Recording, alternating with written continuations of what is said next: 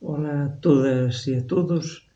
Estou por aquí máis unha vez un bocado máis atrasado do que habitual, porque agora mesmo estou por Gaia, estou a morar en Gaia, e porque estou a facer o doutoramento cá no Porto, estou xusto ao lado, e entón, pois, entre que cheguei e estive a arrumar todo, pois, demorei en ter un tempo libre para poder facer un novo vídeo.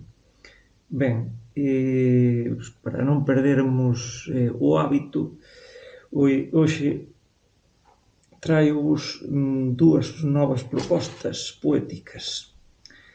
Primeiramente, temos aquí a Ética do abandono, de Mario Herrero. É un libro que eu acho non deixa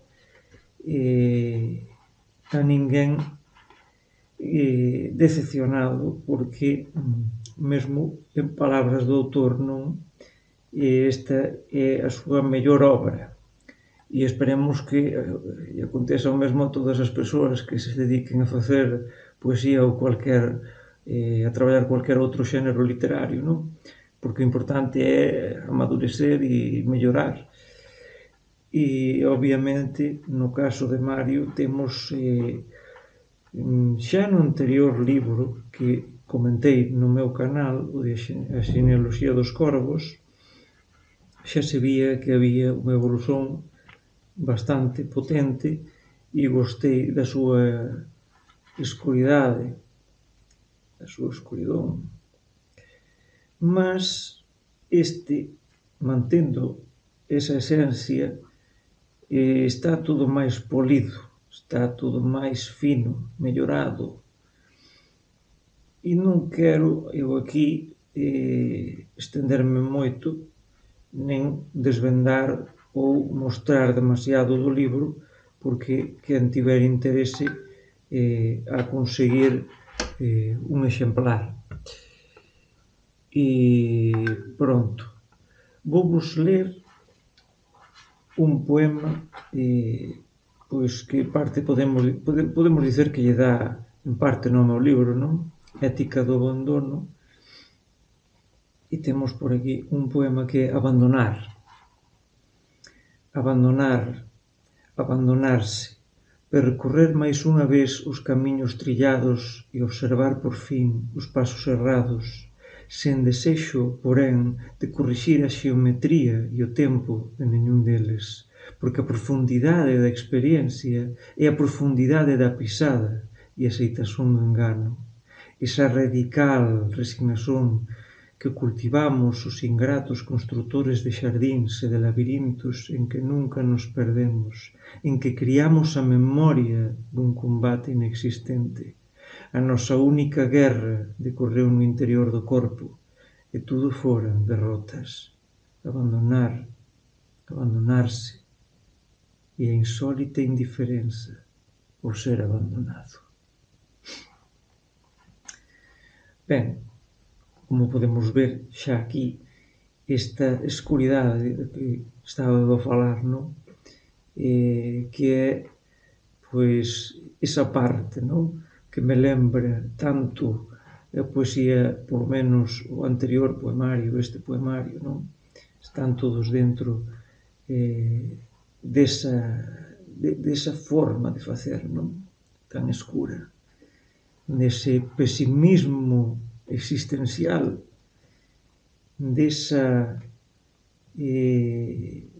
ese anticapitalismo que tamén anda por cá e por lá, por toda parte. Está en todo lugar esa análise dos mecanismos, esa forma de descrever esa crise do ser, de realmente que estamos a facer, que está a facer o individuo, que estamos a facer, cual o noso destino. É un bocado iso o que vexo na súa poesía, esa poesía que nos fai rever, que nos fai revisitar, a nosa historia. Entón, sen facer que isto sexa moito máis longo, quería ler o último poema do poemario. Na memoria de Ricardo Carballo Calero, notábel poeta. E dicer tamén que ele coloca este poema como epílogo e di, epílogo, isto non é un poema, sobre a precoce vellice. Entón, comeza. É a nova relixión que nos afasta, que deseña líquidas fronteiras e nos marca a ferro. Surxen por toda parte os hierofantas, publican evanxelios a diario, pontifican nas igrexas do noso tempo e na súa litanía, dicen de nós que antes éramos amos e agora empestados, vellos, porcos, anticuados, tristes, perdidos, amargados, reclusos de nós propios, silenciados. É a nova relixión que constrói complexos mapas para as crianzas, elabora taxonomías do sexo e descreve novas masculinidades. Edifica, en fin, predios en luz, definidos por arquitecturas normativas e reinventa as palabras, perverte a sintaxe e humilla a morfoloxía da lingua e dos corpos. Os crentes cospen palabras de orde, mas esquecen as loitas de clases. Soñanse heterodoxos, enquanto erixen máis unha ortodoxía. E nós, simplesmente, servimos de alimento para o seu desprezo. Nós, pais inúteis, fillos fatigados, silentes camiñantes entre o barullo das letras, anciáns precoces, vellos procaces, inofensivos, caóticos, derrotados. Mas debes saber, contudo, que nós crecemos sob a opresión de clase, sob o pé do macho, sob o puño do racista, sob as babas do homófobo. E debes saber, contudo, que non precisamos dar lisóns dos novos sacerdotes, das estéticas, das estilísticas, da moral, das poesías dos eternos adolescentes irritados, das prosas das poetas indignadas, divinizadas por caciques en feudo, das ameazas dos posmodernos ignorantes da modernidade. Non. Nós non precisamos de tribos de nación, que non é, nen de manuais puritanos para enfrentar a vida, pois somos peritos en perdelo todo. A roupa, os amores, a lembranza dos leitos en que soñamos, as cadeiras en que choramos, os libros que nos esquecen, os aplausos falsos, as amizades, pois pai, por tanto, moralistas, as vosas lisóns, porque falaremos e erraremos, escreveremos e erraremos, calaremos e erraremos, cientes de que aí estará a nova Inquisición, a que nunca erra, a que marca ferro, a que asinala, mas non queima, para nos lembrar que só somos cans famintos de xuventude, que non temos direito nen a falar, nen a escrever, nen sequer a calar, puritanos, moralistas, todo é diverso. Grítannos airadas as novas burguesas, os funcionarios do Estado, as criptofilósofas, os profetas da moral, de barriga cheia e esplanada de bar. Todo é diverso, menos a diversidade real. Nós, que vivemos sempre no inverno, que crecemos sobre a opresión da clase, sobre o pé do macho, sobre o puño do racista, sobre as babas inmundas do homófobo, poupai as vosas lisóns, moralistas, puritanas, de barriga cheia e esplanada de bar, de vermute os domingos e outros retratos nas redes sociais, porque nós estamos sosiños e loitamos contra o devir do mundo, na plena consciencia de a nova religión ser como a vella. Mudan apenas as fases da canalla. É certo, sí, é certo, tudo sempre termina mal.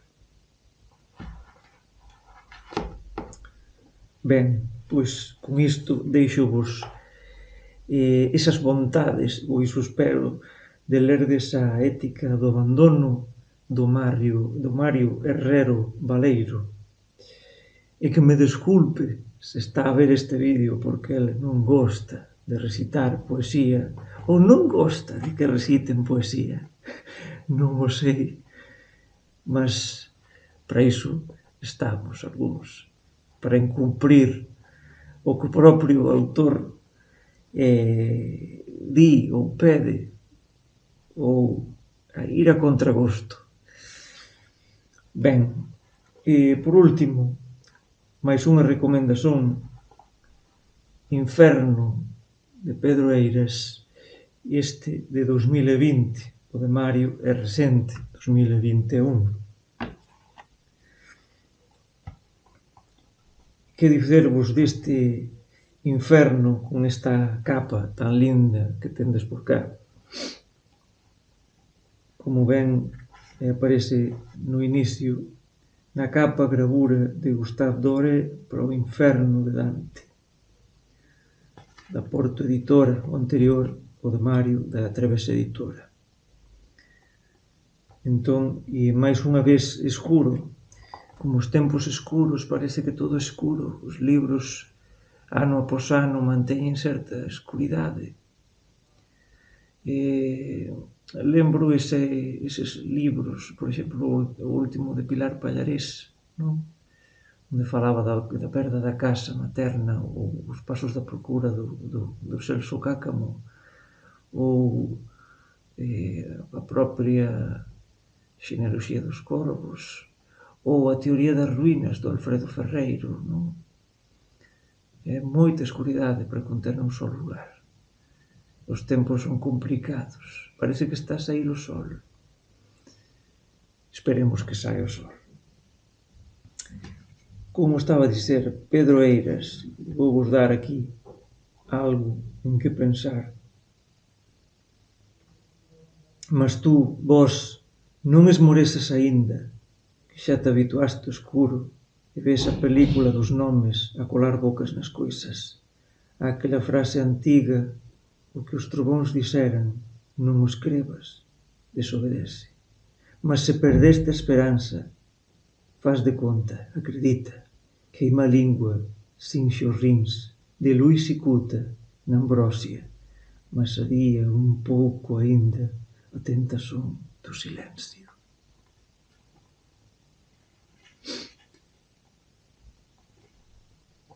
É un libro que aínda non tive tempo a dixerir, porque é moito potente.